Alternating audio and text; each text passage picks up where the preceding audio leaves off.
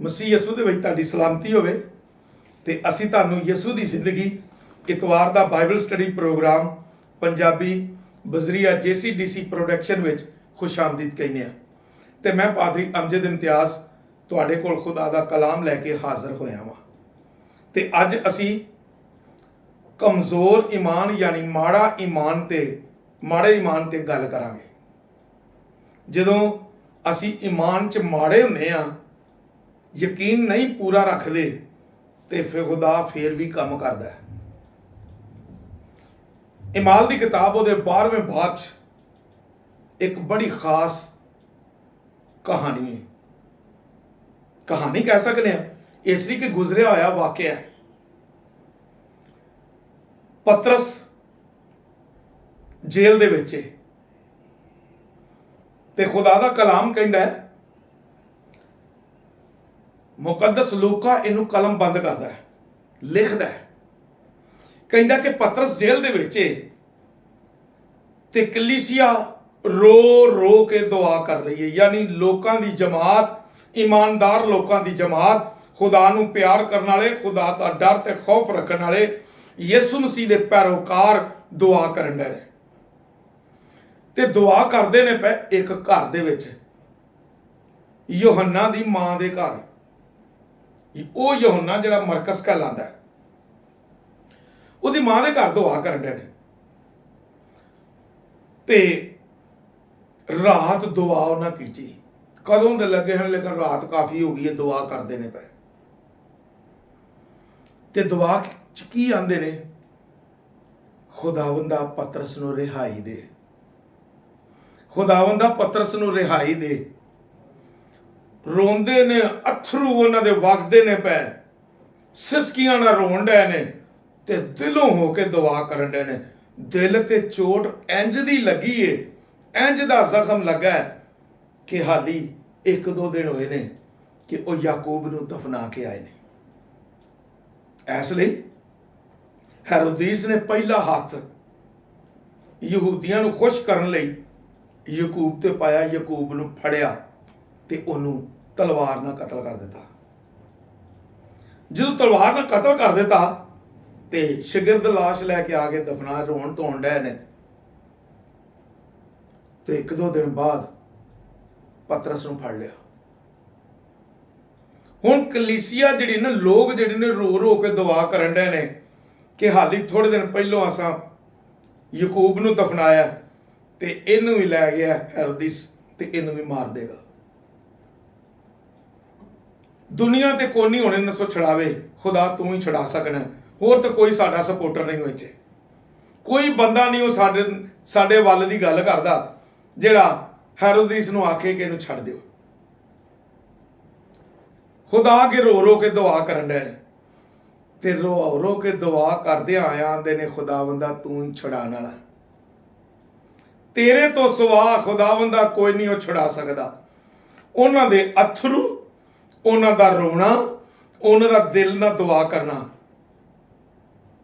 ਖੁਦਾ ਨੂੰ ਪਸੰਦ ਆਇਆ ਤੇ ਉਹਨੇ ਸੁਣਿਆ ਤੇ ਉਹਨੇ ਆਪਣੇ ਫਰਿਸ਼ਤੇ ਨੂੰ ਭੇਜਿਆ।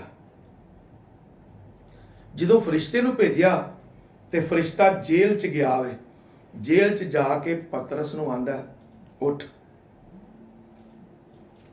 ਤੇ ਆਪਣਾ ਕਪੜਾ ਬੰਨ। ਉਹਨੇ ਆਪਣੇ ਕਮਰ ਤੇ ਕਪੜਾ ਬੰਨਿਆ, ਉਹਨੂੰ ਆਂਦਾ ਜੁੱਤੀ ਪਾ। ਜੁੱਤੀ ਪਾਈ, ਕਹਿੰਦਾ ਚਲਾ।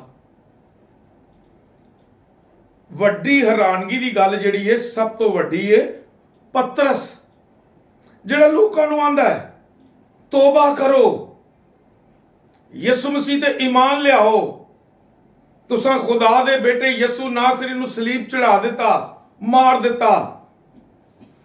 ਦੇਖੋ ਉਹ ਮਰ ਗਿਆ, ਉਹ ਜ਼ਿੰਦਾ ਹੋਇਆ, ਫਿਰ ਅਸਮਾਨ ਤੇ ਚਲਾ ਗਿਆ। ਯਿਸੂ ਦੀਆਂ ਖਬਰਾਂ ਦੱਸਦਾ ਪਿਆ ਤੇ ਦਲੇਰੀ ਨਾਲ ਦੱਸਦਾ ਪਿਆ। ਤੇ ਇੱਥੇ ਫਰਿਸ਼ਤਾ ਜਦੋਂ ਆਇਆ ਤੇ ਉਹ ਪਤਾ ਕੀ ਆਂਦਾ, ਮੈਂ ਵੀ ਕੋ ਰੋਇਆ ਵੇਖਣ ਡਿਆ। ਉਹਨੂੰ ਵੀ ਯਕੀਨ ਨਹੀਂ ਕਿ ਫਰਿਸ਼ਤਾ ਮੈਨੂੰ ਲੈ ਕੇ ਜਾ ਰਿਹਾ, ਉਹ ਵੀ ਸਮਝਦਾ ਮੈਂ ਕੋ ਰੋਇਆ ਹੀ ਵੇਖਣ ਡਿਆ। ਈਮਾਨ ਦੀ ਕਮਜ਼ੋਰੀ ਤੇ ਮਾੜੇ ਈਮਾਨ ਦੀ ਉਹਦੇ 'ਚ ਵੀ ਇੱਕ ਨਜ਼ਰ ਆਉਂਦਿਆ ਹੈ। ਮਾੜੇ ਈਮਾਨ ਦੀ ਸ਼ਕਲ ਨਜ਼ਰ ਆਉਣ ਡਈ ਹੈ। ਫਰਿਸ਼ਤੇ ਨੇ ਉਹਨੂੰ ਤੋਰਿਆ ਤੇ ਜਿੱਥੇ ਦੁਆ ਕਰਨ ਡਏ ਸਨ ਉੱਥੇ ਲਿਆ ਕੇ ਖੜਾ ਕਰਤਾ। ਦਰਵਾਜ਼ਾ ਖੜਕਾਇਆ ਤੇ ਅੰਦਰੋਂ ਇੱਕ ਨਕਰਾਣੀ ਆਈ ਹੈ, ਰੂਦੀ ਨਾਂ ਦੀ ਕੁੜੀ। ਉਹਨੇ ਪੁੱਛਿਆ ਬਾਹਰ ਕੌਣ ਹੈ? ਪਤਰਸ ਨੇ ਆਖਿਆ ਮੈਂ ਪਤਰਸ ਹਾਂ। ਉਹਨੇ ਆਵਾਜ਼ ਪਛਾਣੀ ਤੇ ਅੰਦਰ ਜਾ ਕੇ ਆਂਦੀ ਏ। ਖੁਸ਼ੀ ਨਾਲ ਉਹਨੇ ਬੂਹਾ ਹੀ ਨਹੀਂ ਖੋਲਿਆ, ਦੌੜੀ ਅੰਦਰ ਜਾ ਕੇ ਕਹਿੰਦੀ ਬਾਹਰ ਪਤਰਸ ਜੇ, ਬਾਹਰ ਪਤਰਸ ਜੇ, ਬਾਹਰ ਪਤਰਸ ਜੇ। ਉਹ ਆਂਦੇ ਨੇ ਕਮਲੀ ਹੋ ਗਈ ਤੂੰ, ਪਤਰਸ ਕਿੱਥੋਂ ਆ ਗਿਆ? ਉਹਦਾ ਫਰਿਸ਼ਤਾ ਹੋਏਗਾ। ਉਹਨਾਂ ਨੂੰ ਵੀ ਯਕੀਨ ਨਹੀਂ ਕਿ ਪਤਰਸ ਰਿਹਾ ਹੋ ਗਿਆ, ਹਾਲਾਂਕਿ ਦੁਆ ਕਰਨ ਦੇ ਨੇ ਖੁਦਾਵੰਦ ਦਾ ਰਿਹਾਈ ਦੇ। ਉਹ ਖੁਦਾ ਨੇ ਕੰਮ ਕਰ ਦਿੱਤਾ।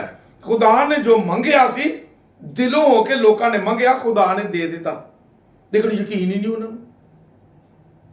ਉਹਨਾਂ ਨੂੰ ਯਕੀਨ ਹੀ ਨਹੀਂ, ਉਹਨਾਂ ਦਾ ਈਮਾਨ ਹੀ ਨਹੀਂ, ਸ਼ਾਇਦ ਭਰੋਸਾ ਹੀ ਨਹੀਂ ਪੂਰਾ ਕਿ ਖੁਦਾ ਨੇ ਕਰ ਦਿੱਤਾ। ਅੱਗੇ ਪਤਰਸ ਬਾਹਰ ਦਰਵਾਜ਼ਾ ਖੜਕਾਈ ਜਾਣ ਡਿਆ। ਜਦੋਂ ਖੜਕਦਾ ਪਿਆ ਬੂਹਾ ਤੋਂ ਆਏ ਨੇ ਦੁਬਾਰਾ ਤੇ ਪੁੱਛਦੇ ਨੇ ਕੌਣ ਹੈ? ਪਤਰਸ ਕਹਿੰਦਾ ਬੂਹਾ ਖੋਲੋ, ਮੈਂ ਪਤਰਸ ਹਾਂ। ਉਹਨਾਂ ਬੂਹਾ ਖੋਲਿਆ ਤੇ ਇੰਨੇ ਖੁਸ਼ ਕਿ ਰੌਲਾ ਪਾਉਣ ਲੱਗੇ ਕਿ ਪਤਰਸ ਨੇ ਸੈਨਤ ਮਾਰੀ, ਚੁੱਪ, ਸ਼ੋਰ ਨਾ ਕਰੋ। ਉਹਨੂੰ ਪਤਾ ਸੀ ਕਿ ਕਿਵੇਂ ਮੈਨੂੰ ਫਰਿਸ਼ਤਾ ਲੈ ਕੇ ਆਇਆ ਹੈ, ਕਿਵੇਂ ਮੇਰੀਆਂ ਹੱਥਕੜੀਆਂ ਆਪੇ ਹੀ ਖੁੱਲ ਗਈਆਂ ਨੇ ਤੇ ਮੈਂ ਚੁੱਪ ਕਰਕੇ ਫਰਿਸ਼ਤੇ ਦੇ ਪਿੱਛੇ ਪਿੱਛੇ ਲਗਾ ਹੈ। ਜੋ ਜੋ ਉਹ ਕਹਿੰਦਾ ਕਰਦਾ ਆਇਆ। ਮੈਂ ਆਪਣਾ ਕਮਰ ਵੀ ਬੰਨੀ ਹੈ, ਜੁੱਤੀ ਵੀ ਪਾਈ ਹੈ ਤੇ ਟੁਰ ਵੀ ਪਿਆ ਵਾਂ। ਬੂਹੇ ਵੀ ਆਪੇ ਖੁੱਲਦੇ ਗਏ ਨੇ ਤੇ ਉਹਨੇ ਆ ਕੇ ਦੱਸਿਆ ਕਿ ਕਿਵੇਂ ਕਿਵੇਂ ਮੈਨੂੰ ਫਰਿਸ਼ਤੇ ਨੇ ਛੜਾਇਆ ਉੱਥੋਂ ਤੇ ਲੈ ਕੇ ਆਇਆ ਤੇ ਤੁਹਾਡੇ ਕੋਲ ਆ ਗਏ। ਲੇਕਿਨ ਅੰਦਰ ਖਾਮੋਸ਼ੀ ਨਾਲ, ਯਾਨੀ ਹੌਲੀ ਹੌਲੀ ਉਹਨਾਂ ਨੂੰ ਦੱਸਦਾ ਪਿਆ। ਇਹ ਵਾਕਿਆ ਤੇ ਹੋਇਆ ਤੇ ਸੱਚਾ ਵਾਕਿਆ। ਤੇ ਮੈਂ ਜਿਹੜੀ ਇਹਦੇ ਚੋਂ ਗੱਲ ਦੱਸਣਾ ਚਾਹਨਾ, ਤੁਹਾਡੇ ਅੱਗੇ ਕੱਢ ਕੇ ਰੱਖਣਾ ਚਾਹਨਾ, ਪਤਰਸ ਦਾ ਵੀ ਕਮਜ਼ੋਰ ਈਮਾਨ ਨਜ਼ਰ ਆਉਂਦਾ ਪਿਆ, ਲੋਕਾਂ ਦਾ ਵੀ ਈਮਾਨ ਕਮਜ਼ੋਰ ਨਜ਼ਰ ਆਉਂਦਾ ਪਿਆ। ਤੇ ਅੱਜ ਵੀ ਕਮਜ਼ੋਰ ਈਮਾਨ ਵਾਲੇ ਅਸੀਂ ਬੜੇ ਆ। ਅਸੀਂ ਦੁਆ ਕਰ ਲੈਨੇ ਆ ਤੇ ਯਕੀਨ ਹੀ ਨਹੀਂ ਰੱਖਦੇ ਕਿ ਹੋ ਜਾਏਗਾ। ਇੱਥੋਂ ਤੱਕ ਕਿ ਦੁਆ ਕਰਾਉਣ ਲਈ ਵੀ ਜਾਂਦੇ ਆ, ਪਾਦਰੀ ਸਾਹਿਬ ਦੁਆ ਕਰਿਆ ਜੀ, ਤੇ ਅਸੀਂ ਯਕੀਨ ਨਹੀਂ ਰੱਖਦੇ। ਵੇਨੇ ਆ ਥੋੜੀ ਦੇਰ ਆਰਾਮ ਨਹੀਂ ਆਇਆ, ਦੌੜਨੇ ਆ ਦੂਜੇ ਕੋਲ, ਤੁਸੀਂ ਦੁਆ ਕਰ ਦਿਓ ਜੀ, ਤੇ ਦੁਆਵਾਂ ਕਰਦੇ ਰਹਿੰਦੇ ਆ ਤੇ ਯਕੀਨ ਨਹੀਂ ਰੱਖਦੇ। ਸਾਡਾ ਈਮਾਨ ਮਾੜਾ ਹੈ, ਕਮਜ਼ੋਰ ਹੈ। ਲੇਕਿਨ ਖੁਦਾ ਫਿਰ ਵੀ ਕਮਜ਼ੋਰ ਈਮਾਨ ਦੇ ਵਿੱਚ ਵੀ ਕੰਮ ਕਰਦਾ ਹੈ ਤੇ ਦੱਸਦਾ ਹੈ ਕਿ ਮੈਂ ਤੁਹਾਡੇ ਨਾਲ ਹਾਂ, ਮੈਂ ਤੁਹਾਨੂੰ ਇਕੱਲਿਆਂ ਨਹੀਂ ਛੱਡਾਂਗਾ। ਲੇਕਿਨ ਅਸੀਂ ਫੇਰ ਵੀ ਰਹਿੰਦੇ ਹਾਂ। ਤੇ ਅੱਜ ਮੈਂ ਜਿਹੜੀ ਗੱਲ ਸਮਝਾਉਣਾ ਚਾਹਨਾ, ਇਹ ਹੀ ਦੱਸਣਾ ਚਾਹਨਾ, ਭਰਾਓ ਤੇ ਭੈਣੋ ਤੇ ਖਾਦਮੋ, ਖੁਦਾ ਤੇ ਮੁਕੰਮਲ ਭਰੋਸਾ ਕਰੋ। ਜਦੋਂ ਦੁਆ ਕਰ ਲਈਏ ਤੇ ਯਕੀਨ ਰੱਖੋ ਵੀ ਖੁਦਾ ਸਾਨੂੰ ਦੇਗਾ। ਇੱਕ ਕਲੀਸਿਆ ਬੈਠੀ ਸੀ, ਦਿਲੋਂ ਜਾਨ ਨਾਲ ਇਹਨਾਂ ਦੁਆ ਕੀਤੀ, ਰੋ ਰੋ ਕੇ ਦੁਆ ਕੀਤੀ। ਖੁਦਾ ਨੇ ਇਹਨਾਂ ਦੀ ਦੁਆ ਸੁਣੀ ਤੇ ਖੁਦਾ ਤੁਹਾਡੀ ਵੀ ਸੁਣੇਗਾ। ਅੱਜ ਵੀ ਸੁਣਦਾ, ਕਮਜ਼ੋਰ ਈਮਾਨ ਹੁੰਦਿਆਂ ਵੀ ਸੁਣਦਾ। ਲੇਕਿਨ ਯਕੀਨ ਰੱਖੋ, ਅਸਾਂ ਜੋ ਮੰਗਿਆ ਸਾਨੂੰ ਮਿਲ ਜਾਏਗਾ। ਖੁਦਾ ਤੁਹਾਨੂੰ ਇਸ ਕਲਾਮ ਤੇ ਅਮਲ ਕਰਨ ਦੀ ਤੌਫੀਕ ਦੇਵੇ। ਆਮੀਨ।